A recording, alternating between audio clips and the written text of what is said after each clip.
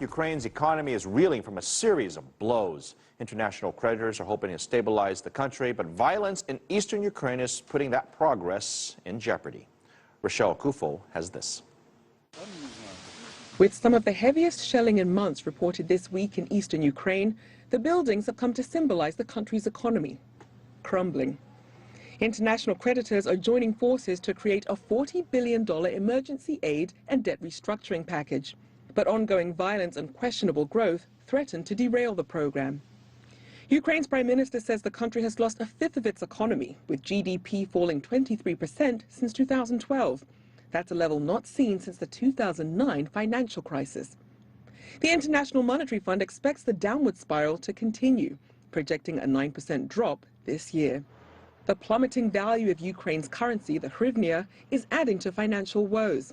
The IMF projects inflation will hit 46% by year's end. With rising costs and stagnant wages, Ukrainian consumers are tightening their purse strings. The tourism industry has virtually dried up. At the same time last year, the hotel was already full and booked at 80% for the whole season.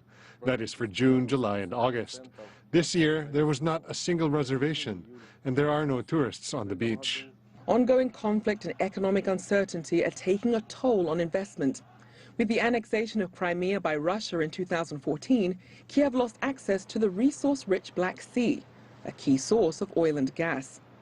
And energy giants Shell and Chevron later cancelled plans to develop shale projects in the region. Agriculture is a relative bright spot in Ukraine's dark economic times. Agricultural trade with China has grown by more than 50% since 2014. And Ukraine has now surpassed the U.S. to become the largest corn exporter to China. This in a year Ukrainian officials say will provide a bumper yield of grains for exporting. We have now completed the audit with the EU Commission, which will open the EU market to export seeds produced in Ukraine. We have the best climate zone. We have black soil.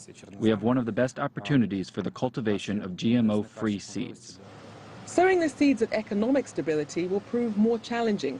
There's a possibility Kiev may miss its $500 million debt repayment scheduled for September. Rochelle Kufo, CCTV.